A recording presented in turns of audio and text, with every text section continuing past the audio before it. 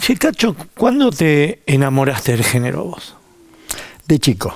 ¿Cómo fue? Yo leyendo, es una anécdota que yo la he contado en otras oportunidades también, que mi viejo creía que había que aprender a leer y me enseñaba a leer, y yo aprendí a leer entre los 3 y los 4 años, y leyendo las tiras de los diarios. ¿Qué diarios eran? ¿Qué tiras Era La eran? Razón, el que compraba mi viejo era La Razón. ¿Y qué leías? ¿La Gauchesca? No, esas las tiras serias, digamos, pero yo leía sobre todo... Las grotescas. Claro, las humorísticas. Creo que era Piantadino, se me viene a la memoria. La de Mazzone. Mazzone. Claro, que era un tipo que se rajaba siempre en la cárcel. Permanentemente, sí. Pero era medio muda esa. Sí, no, pero tenía textos. Sí. Tenía y después, que para mí la historieta es... Chapaleo para mí era, que sigue siendo Ferro. para mí un Ferro, me pareció siempre extraordinario. Es decir que Langostino de Ferro. Tu aproximación viene más por el lado de la historieta humorística. De alguna manera sí, yo empecé a relacionarme con ese mundo visualmente a partir de eso, a través de los medios, pero desde el punto de vista de las tiras humorísticas. Bueno, pero después te transformaste en un gran autor, gran dibujante de historietas realistas. Tenemos que dividir, ¿no? Grotesca de realista. Sí. ¿Y eso cuándo empezó? Porque en el común nuestro de aquella época, sobre todo, era la historieta seria. Sí, no sé por qué. Y la humorística. Y la humorística. Claro. Prat es serio, Quino es humorístico. Claro. Pero son los dos son historietas. No, y aparte se han entremezclado muchísimo porque... sí, se rompieron los géneros. Tiene una cosa, claro, Prat tiene algo irónico, sarcástico, permanente. Sí, pero la conformación de la figura es 8 cabezas, digamos, se parece al realismo, ¿no? Eso es lo que sí. En cambio, el humorístico, como que cuanto más cabezón, más humorístico, más grotesco. ¿A vos no te parece que si vos te hubieras dedicado al principio a la historieta humorística, nunca hubieras podido ser dibujante de la historieta seria? Es decir, que se te deforma la mano. Podría ser, sí. Viste que es re difícil.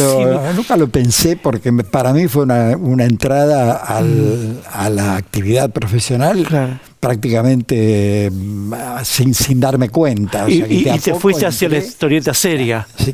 ¿Y qué te enamoró de la historieta seria? Porque hasta ahora no me dijiste que... La aventura, no sé, esa cuestión que siempre se hace psicológicamente como una proyección de algo que vos no viviste y que te parece atractivo justamente por eso, porque le agregás esa fantasía de imaginar cosas, mundos que no conociste y querés vivir, que no hubieras participado de ninguna manera concretamente, sino a través de la imaginación, de ese contacto con... Está bien, pero podrías haberte dedicado a la plástica, qué sé yo. ¿Por qué te dedicaste al dibujo historietístico? No sé, a mí, yo después de un tiempo, yo empecé en realidad a aprender en la historieta en los cursos de Brecha. Claro. Cuando ya se habían separado los de la Panamericana. Esto es re importante en la escuela argentina. Aquí hubo en los finales de los 50 o en los 50 una escuela que se llamó los 12 famosos artistas de la Panamericana de Arte, que tenía maestros increíbles como Hugo Pratt y Alberto Breccia, entre otros, ¿no? Pero después eso se disolvió porque se fue Pratt, qué sé yo, hubo crisis, no sé qué, y Breccia siguió enseñando en IDA. En IDA. Ahí fui yo. Ahí en IDA estaba él y estaba Pereira y Borisov, que para mí son 3 tipos que me marcaron muchísimo en la profesión. ¿Y cómo te enteraste de ese curso? ¿Vos admirabas a Breccia? Yo admiraba a Breccia ya de la época de Patorucito, cuando veía a Vito Nervi. Entonces siempre llamaba la atención esa manera extraña de moverse. Sí. Y había una cosa que me llamaba mucho la atención. Los escorzos. Era las manos. Es verdad. Él giraba, ponía las manos así. Y una cosa extraordinaria. Pero eso son particularidades de estilo de dibujantes, ¿no? ¿no? De estilo dibujante y de clima que generaba. Claro, Prat por ahí separaba los dedos así. Exactamente. ¿No? Que después Fontana Rosa también separó los dedos Fontana así. Rosa marcaba eso así. Eso en realidad viene de un austríaco, de Egon Schiele. Claro, es verdad. Él hacía muchísimas gran dibujante. las pinturas de él. Vos ves la mano y separa estos Sí, dedos. que después acá Carlos Alonso también. También ¿no? Separa incorporó eso. los dedos. Sí. ¿Y vos qué manierismo? Porque estos son manierismos. Sí, totalmente. ¿Y vos qué manierismo ves en tu dibujo? Vos así ya viendo, revisando tu laburo, ¿cómo dibujas las manos, por ejemplo? ¿Hay un estilo Mandra? Yo soy bastante realista en ese aspecto. O sea, yo muchas veces, incluso para determinados gestos con las manos, me saco, bueno, ahora la posibilidad del celular, me saco selfies. Todavía no aprendiste. No aprendiste a dibujar manos. Pero no es tan difícil. No, lo que pasa es que con el tiempo yo me he transformado en una especie de perfeccionista y de tratar de buscar no cometer errores de esos que muchas veces aprecié en otros dibujantes, a los que no voy a hacer mención, pero que veía que había cosas que no las hacían correctamente, digamos, entre comillas, ¿no? ¿Pero en la faz expresiva o en la faz anatómica, digamos? No, anatómicamente, porque digamos que como un basamento como soporte de la narración historietística, ¿no? Okay. Eso sí me preocupó siempre bastante. ¿Y cuál es tu manierismo? A ver, ¿te observás algún estilo? Sí, visualmente así en el dibujo, no sé, quizás las caras. Yo he hecho siempre muchas aproximaciones, lo que ahora sería en cine sería un zoom. Yo hago muchas veces, hice durante casi toda mi tarea, es verdad, con primeros planos primerísimos planos intensos, sí. Miradas. Me gusta también hacer el efecto ese de acercar la cámara, como para mostrar algún detalle. Sí, eso lo reconozco como que es frecuente en mí. ¿Y cómo estás con la historieta ajena, digamos? ¿La seguís viendo? ¿Te interesa? No, yo siempre fui un mal lector de historietas. Yo en un momento dado empecé como a dejar de leer historietas. ¿Hasta cuándo? ¿Cuándo? Tengo mi explicación para eso, porque no parece normal que alguien que se dedica a eso con interés, como tengo yo tengo mucho interés en el aspecto narrativo, en los climas, todo eso de la historieta. Pero me pareció a mí siempre que empezaba a leer historietas en un momento determinado y empezaba a buscar más bien qué era lo que no había hecho bien, o sea, como desmenuzando.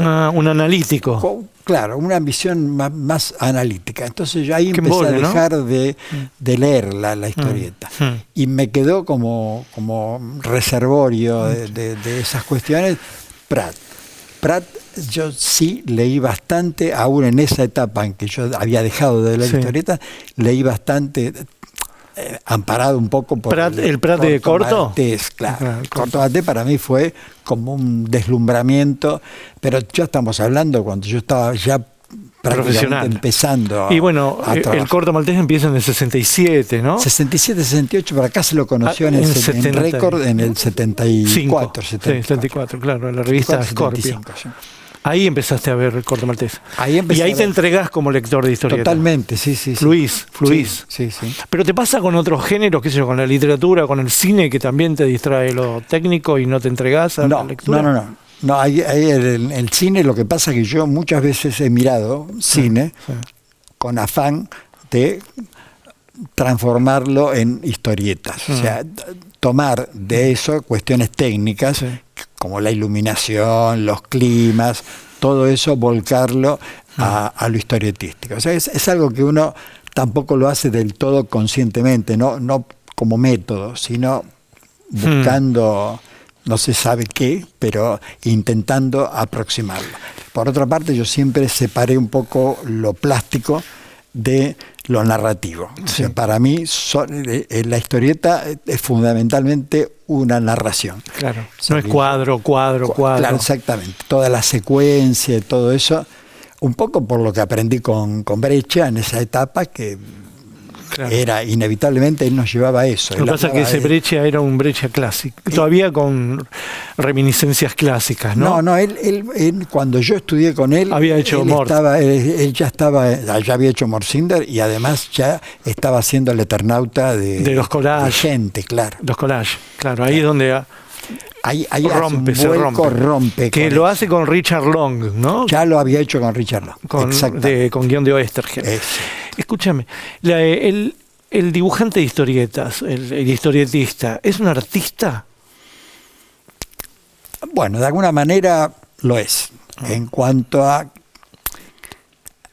Una vez, creo que Carlos Nine fue, sí, que dijo en un momento, hizo una referencia a eso, me preguntó a mí en una charla, no en una entrevista, sino en una charla así, no me acuerdo siquiera, creo que era una vez que nos cruzamos en la Biblioteca Nacional, en la época de Horacio González, no estoy seguro, pero me preguntó, dice, ¿vos te reconoces como un artista popular?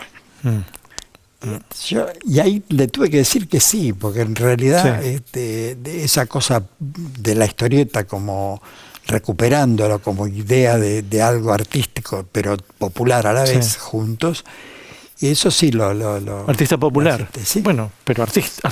Bueno, de alguna manera sí. Y a ver, ¿quiénes son tus referentes de artistas populares?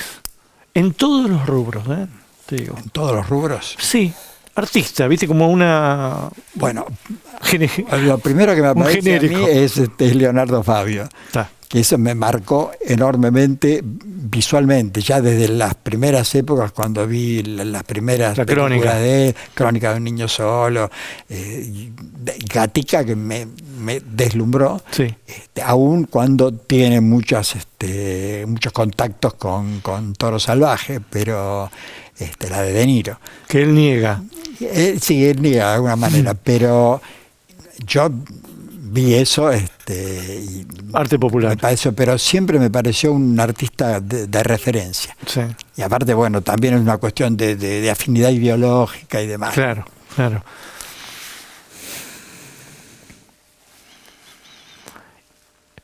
Es decir, que no estás atento a las novedades de la historieta. No, de la historieta no. ¿Alguna vez estuviste atento a las novedades? ¿Qué sé yo?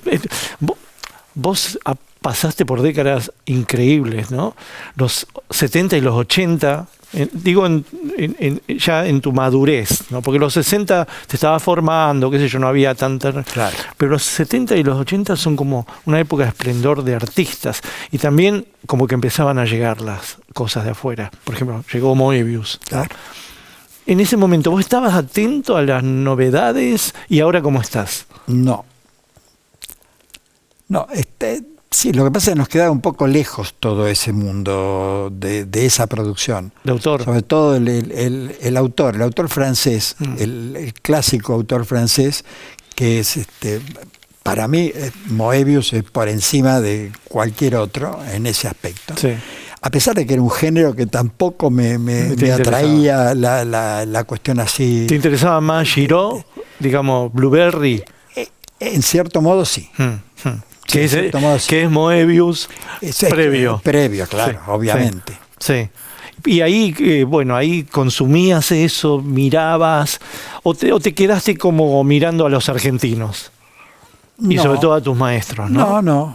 No, sí. Yo miré mucho también, por supuesto, a todos los argentinos, incluso en varios rubros, ¿no? Porque, por ejemplo, saltando de género, yo te decía que yo miré mucho, me formé, digamos, como lector en la época de Ferro con Chapaleo primero, Langostino, como tira de diario, y después con Langostino, ¿no? Que para mí era una maravilla eso, cómo lo resolvía. Y el trazo de él, a mí el dibujo de Ferro me gustó siempre mucho. Pero bueno, esos son aparentemente disociados de la historieta seria. Sí. ¿Vos enseñaste historietas? No, un periodo muy cortito, de unos pocos meses, en una época en la que estábamos en la Asociación de Dibujantes y nos faltaba guita para pagar el alquiler de la oficina, y tuvimos que recurrir a eso. Decíamos, pues, che, inventemos algo, hagamos unos cursos, algo. Y bueno, más o menos hubo cierta concurrencia y logramos durante unos meses, pero me resultaba muy incómodo. Ajá. ¿Y cómo eran las clases de Breccia, por ejemplo? Las clases de Breccia eran muy atractivas porque uno tenía la sensación, él transmitía mucho. Era un gran docente para mí, un tipo con una pedagogía extraordinaria, instintivamente, porque tampoco era de remarcar mucho como método eso, pero él me transmitió a mí de alguna forma la narración, el clima y los personajes definidos. O sea, esos fueron los 3 pilares sobre los que yo me fui formando y me fui armando. Sí. Eso es así. Pero él era unidisciplinario, es decir, ¿enseñaba historieta o también te llevaba a otras disciplinas? No, como de ejemplo. alguna manera sí ligaba eso con otras disciplinas y nos recomendaba muchísimo que nos manejáramos con la literatura, que de ahí también, incluso él lo hablaba también desde el punto de vista de la documentación. O sea, que había que documentarse, pero no solo con fotos o dibujos, sino, o sea, con imágenes, sino con la literatura, que de ahí se podían extraer conocimientos y encontrar la conexión con la imagen. ¿Y no te hablaba, por ejemplo, de la plástica o del cine y todo lo demás? ¿Eso no daba? Sí, el cine sí se tocó bastante. ¿Y de plástica? Ese tema. ¿Y la plástica? Porque viste que él era un renegado de la historieta y todo el tiempo decía, yo quiero otra cosa que la historieta, ¿no? Estaba enojado con la historieta, ¿no? Tuvo una etapa de enojo con la historieta. Es decir, yo creo que toda su carrera la hizo incómodo con la historieta. ¿Todo? ¿Vos crees? Me parece, no sé. Esos son todos rearmados conscientes a posteriori de la experiencia vivida. Eso. Me parece a mí que yo cuando lo reconfiguro a él en mi recuerdo, me parece que estuvo mucho tiempo incómodo con la historieta, renegaba de la historieta, pero incluso en las clases. ¿Y cuál es cómo te parece que en el mundo de la historieta está situada la escuela argentina? Bueno, yo digo, la escuela argentina es una escuela urbana, lugar, ¿no? Claro, pero es un lugar común repetir un poco la cuestión de que acá nacen dibujantes de historieta como guionistas también, como jugadores de fútbol, ¿no? Entonces eso es como un lugar común instalado en el imaginario colectivo. Pero ¿cómo te parece qué aporte tiene la historieta argentina? ¿Qué tiene de particular? Si es tan buena, como decimos. No, yo creo que para mí el origen de la historieta argentina está en Oesterheld, esa fama de la historieta argentina. Sí. A pesar de que me estoy contradiciendo, porque de alguna manera yo rescato toda otro bagaje histórico, plástico o iconográfico, digamos, de la historieta anterior. Incluso de humoristas y demás. Pero en Breccia yo vi una cosa que no por ahí, por el hecho de estar con él en los cursos. El método de él era un método, si se quiere, salvaje en cuanto a marcar las cosas con mucho énfasis, con mucha vehemencia y mucha vehemencia. Muy fana. Sí.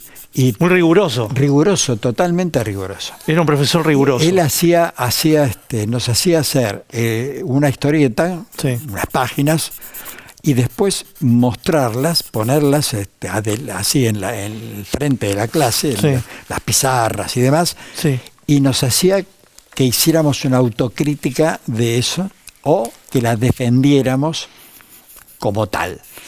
Y eso a mí me resultó pero muy, muy interesante y me permitió a mí repensar ese trabajo que había hecho dentro del curso. Y ahí juntándolo con los conocimientos y con la teorización que él hacía en sus charlas explicativas, digamos, de ingreso a los conceptos de la historieta. Sí. ¿Con qué guionistas trabajaste y contá particularidades de ellos, por lo menos estilísticamente? Claro, ¿no? bueno, yo trabajé mucho con Robin Hood, con Carlos Trillo y con Guillermo Sacomano. ¿Y cuáles son las particularidades de cada estilo? ¿Oesterheld no? No, con Oesterheld, algunos dicen que yo en Columba hice algunas historietas con guión de Oesterheld que por ahí salían con algún seudónimo, que era lo que se usaba en aquella época, sobre todo porque era la época en la que, curiosamente, ahí me enteré también que de alguna manera, a pesar de cuestiones de tipo ideológico y toda la fama negativa que tiene Columba en ese aspecto, que de alguna manera de alguna forma lo cobijaron un poco, le dieron trabajo, lo mantuvieron ahí un lapso que, bueno, eran los 70, eran los 70. ¿Y vos crees que no te acordás de esa historieta que hayas hecho? No recuerdo. Bueno, ¿y cuáles son las particularidades de Robin Hood, de Trillo, de Sacomano, como guionistas? Y son bastante. Porque lo conocés distintas. súper bien. Robin era un guionista muy, muy directo y muy ligado a lo clásico de la aventura. Sí. Más allá de algunas disquisiciones que podríamos hacer sobre la cuestión de tipo ideológico. Yo, de entrada, es más,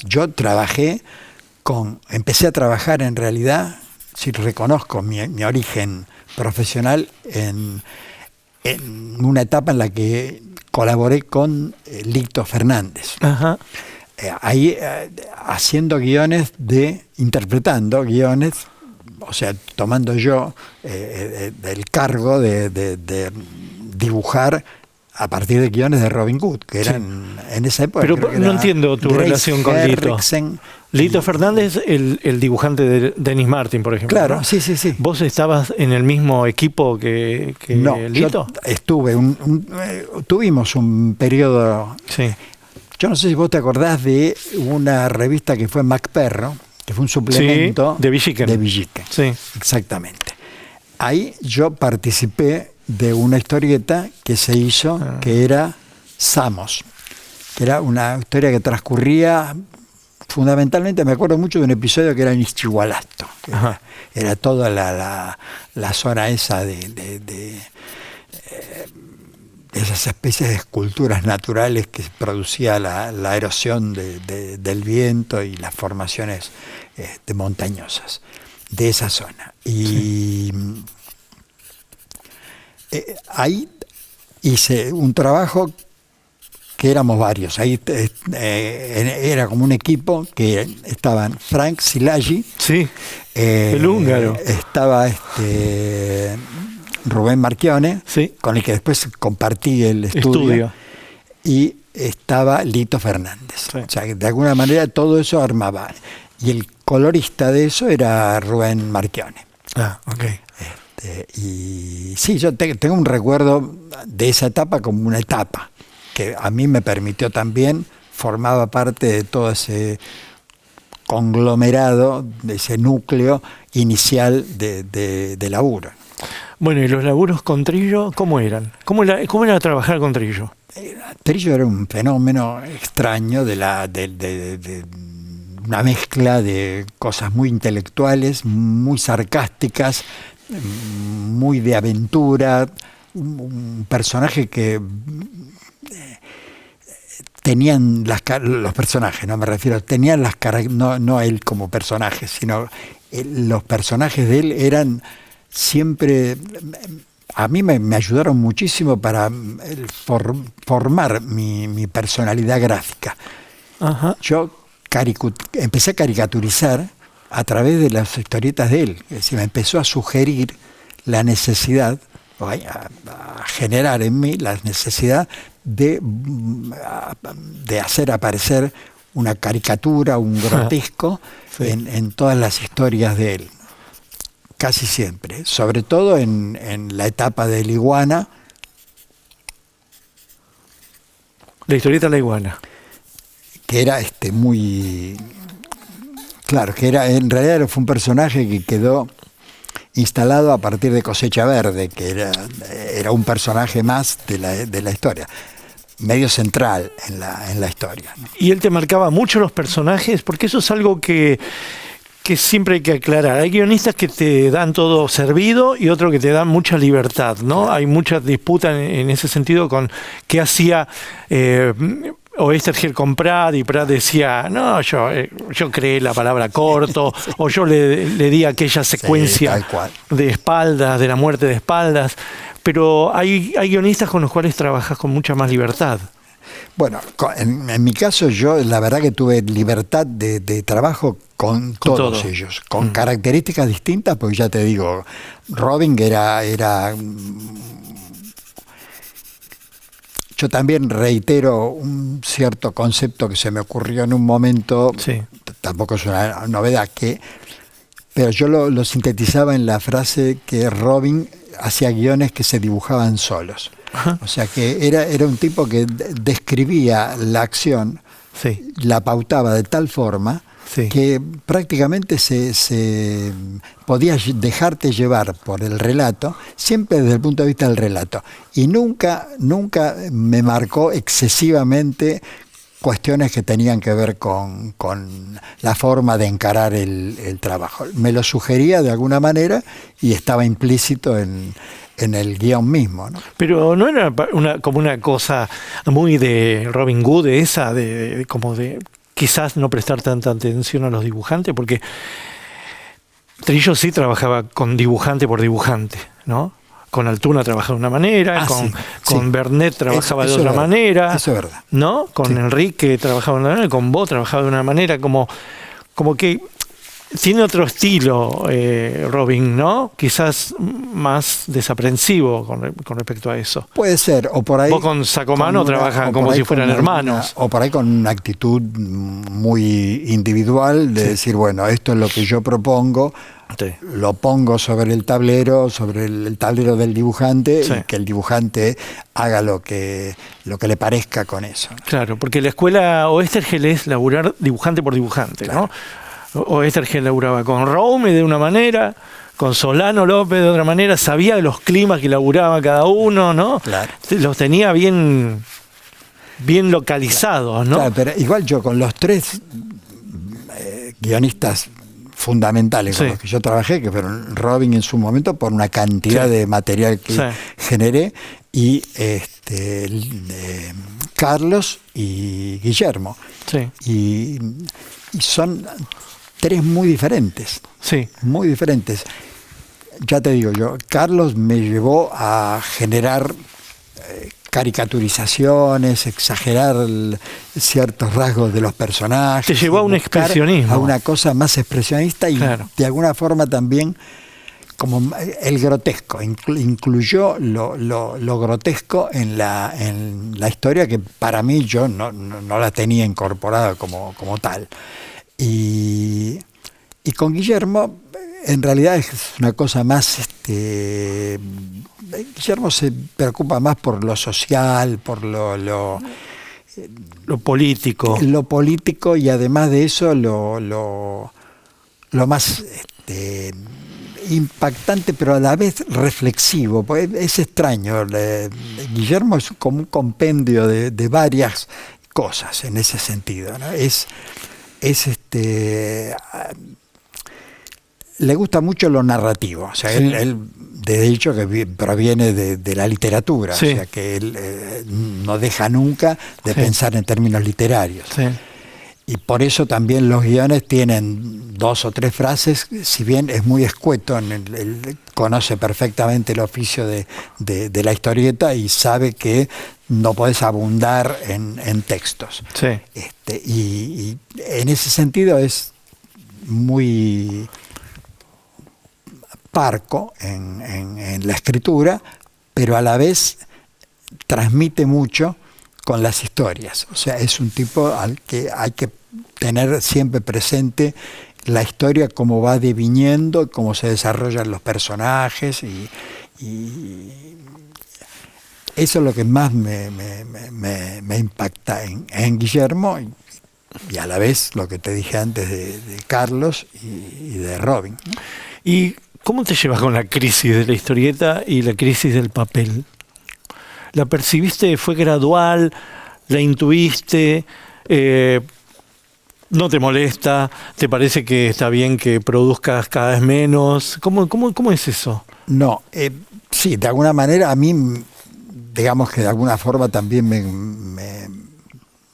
me habilita a aceptar que yo estoy trabajando con menos productividad que en otra época, pero no, la verdad que yo lo que creo que convendría para el género mismo que se mantuviera la producción. Sí. ¿Te parece que hay una crisis? Y de alguna forma sí. Y eso tiene que ver con editorial, sobre todo. No hay casas editoras. Bueno, en la Argentina casi nunca hubo, salvo las dos naves fuertes que eran en Récord en su momento, y Columba sobre todo, por trayectoria, por cantidad de años en el mercado, que faltaría eso en realidad. Que es el punto de partida para mí de la historieta, ¿no? ¿Pero crees que entonces la crisis es de la historieta argentina? Y sí, podríamos decir que sí, en realidad. Por lo menos acá lo que se nota es que hay una falta de oportunidades. Si bien es cierto que los historietistas más jóvenes han reconfigurado su profesión, ya no dependen tanto de los editores, tal como los concebíamos nosotros, sino que a través de la autoedición han ido generando, o editoriales más chicas que también están, que forman parte de la nueva historieta argentina, ¿no? ¿Y a vos te tienta ese mundo o no? Lo noto como un poco ajeno a mí. A mí me cuesta salir a buscar editor. No, para mí, yo todavía quedé pegado a esos modos de la vieja época en la que uno retiraba el guión de Columba, se iba, lo dibujaba y volvía. De alguna manera el imaginario mío del profesional de historieta es un poco ese, sigue siendo ese. ¿Y cuál te Ahora, después, por supuesto, perdóname, ¿no? Sí. Después, por supuesto que con Trillo y con Sacomano no teníamos ese mecanismo. Si bien durante un lapso también dependimos tanto de Récord en su momento como de... O Eura. Claro. Las editoriales de afuera. De alguna manera eso, si bien se transforma en un nexo internacional, eso lo único que cambió es un poco la paga, digamos, que fue un poco más sustanciosa que en otras épocas, pero nada más. ¿Y cuál te parece que es el futuro de la historieta? Yo, la verdad, no me animaría a pronosticarlo.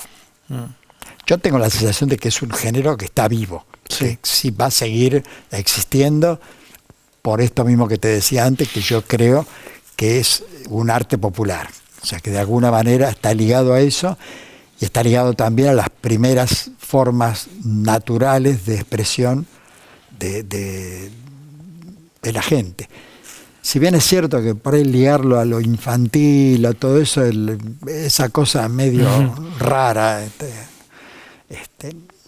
no sé, eso no lo sé. Pero yo creo que tiene un embrión propio que lo va a mantener vigente como historieta. Y como historieta, yendo ya hacia atrás, que vemos del Eternauta, ¿a vos te gustan los dos Eternautas? ¿Te gusta más el de Solano? ¿Te gusta más el de Breccia? No, a mí el de Solano me gustó mucho de entrada porque fue mi primer contacto con ese mundo. Porque eras chico. Y porque era chico, eso también es verdad. Pero no, el de Breccia me pareció como deslumbrante. Aparte a mí me agarró justo en un momento en el que estaba en el curso de Breccia, entonces fue una etapa así medio como a caballo de eso, y me empezó también a deslumbrar gráficamente. Porque el aporte que hace desde el punto de vista gráfico, plástico, si querés, es muy grande. Y todo lo que vino después de Breccia, que vos también lo ibas viendo, iba saliendo, lo fui viendo. Las adaptaciones de Trillo, de Guillermo, qué sé yo, de cuentos universales, ¿no? Esas experimentaciones de Breccia, ¿cómo te caían? Me gustaban menos, me gustaban menos. Porque a veces lo veía como muy atado a una narrativa que no alcanzó a generarla como propia, que era lo que él nos decía siempre. Nosotros teníamos que encarar la historieta en la etapa de maestro mío, ¿no? Sí. Que había que apropiarse del guión y transformarse uno como si fuese el director de una película. O sea, incorporarlo desde ese punto de vista. Y eso para mí es algo que me sigue marcando, o sea que yo lo sigo teniendo vigente como concepto. Mi relación con la historieta sigue siendo esa. ¿Y vos, guionista? No. Nunca intenté escribir. ¿Nunca? No, nunca. ¿Nunca tuviste un recreo autoral, digamos, No. decir, quiero contar esta historia?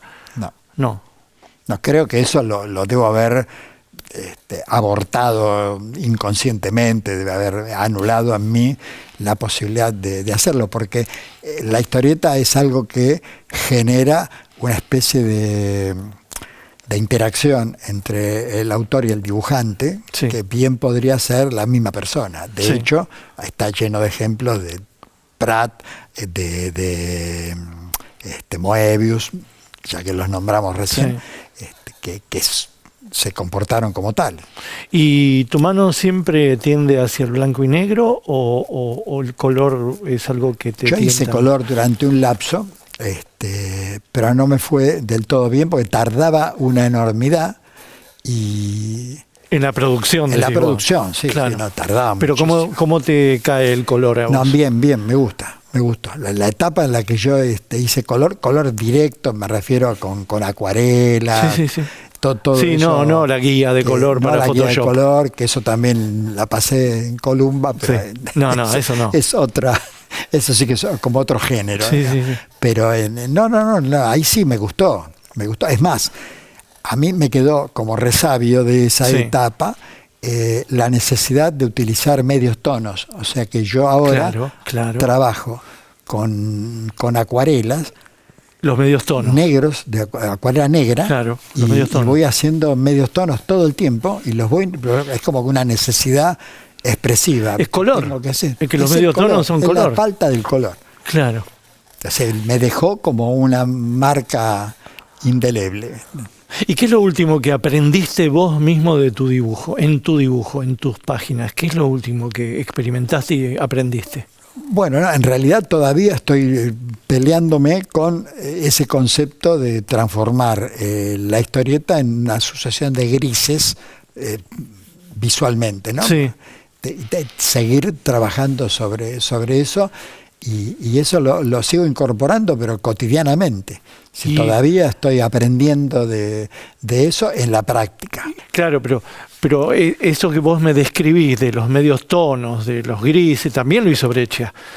Porque el Morcinder es casi la eliminación de la línea, y después todo lo que vino después, Lovecraft, eso es textura, casi que no hay línea, ¿no?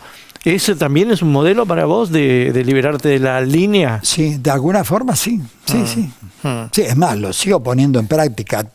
Ensayo también un poco eso de buscar los medios tonos que limitan una forma sin necesidad de recurrir a la línea. Claro, ir hacia la mancha. Hacia la mancha, no. Muchas gracias. No me acuerdo de vos en Ida, pero supongo que usabas bigote. Tal cual. ¿No? Claro, la década, la imaginería de los 70. Cacho, ¿qué es la historieta para vos?